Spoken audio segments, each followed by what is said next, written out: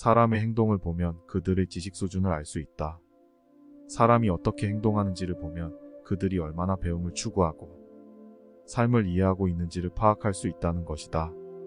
예를 들어 어떤 사람이 다른 사람을 비판하는 대신 조언을 주거나 인정하는 태도를 보인다면 그 사람은 배움을 추구하고 자신의 실수를 인지하며 성장하려는 의지를 가지고 있을 가능성이 높다.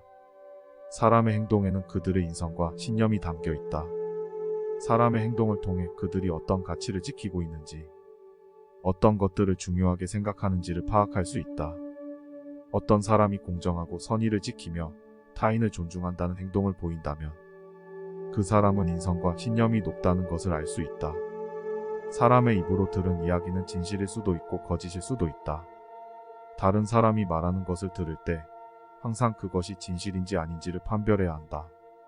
예를 들어 어떤 사람이 일을 시키고 그것이 잘 되었다면 그 사람이 진실한 지시를 내렸다고 생각할 수 있다. 하지만 만약 일이 잘 안 되면 그 사람의 지시는 거짓일 수도 있는 것이다. 사람이 성공하기 위해서는 처음부터 끝까지 인내심을 갖고 계속 노력해야 한다.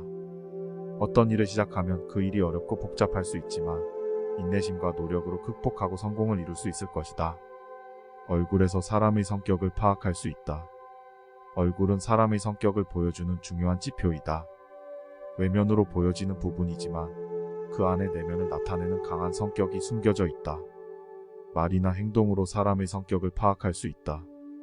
공자는 언어와 행동은 사람의 마음을 드러낸다고 말한다. 사람이 대화할 때 불필요한 이야기를 많이 하고 남을 비난하는 경우 그 사람은 남을 지배하고자 하는 나쁜 성격을 가지고 있을 가능성이 높다. 입소문을 통해 사람의 성격을 파악할 수 있다. 사람들은 자신의 경험을 이야기하며 다른 사람들과 정보를 공유한다. 이를 통해 입소문은 그 사람의 성격을 파악하는 데 큰 역할을 한다. 공자는 사람을 살펴보기 위해서는 그 사람의 친구들을 살펴보아야 한다고 말했다. 예를 들어 만약 어떤 사람의 친구들이 그 사람을 비난하고 신뢰하지 않는다면 그 사람의 성격에 문제가 있을 가능성이 높음을 알 수 있다.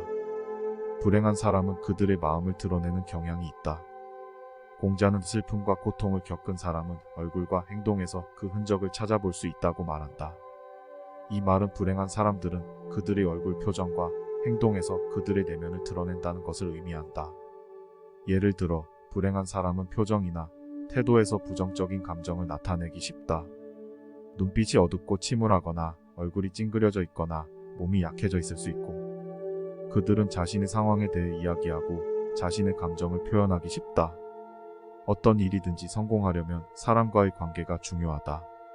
어떤 사람이 새로운 아이디어를 내고 그 아이디어가 성공하려면 다른 사람들과 협력하고 그들의 지원과 도움을 받아야 한다. 이와 같이 사람과의 관계는 일상생활에서 중요한 역할을 한다.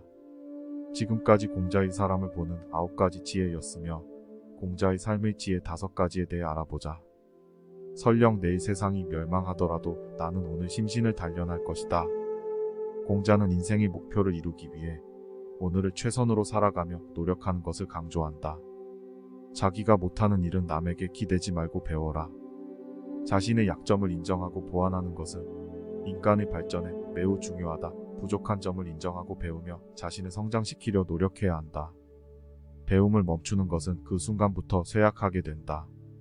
삶은 계속해서 변화하고 발전하므로 배우고 발전하는 것이 매우 중요하다.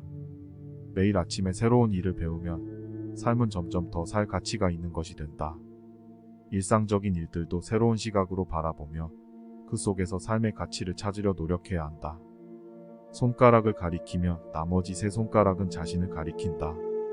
인간관계에서 자신이 불만족스러운 상황에서도 상대방을 비난하는 것은 바람직하지 않다. 자신의 문제점을 먼저 인식하고 개선해 나가면서 상대방을 돕는 것이 중요하다.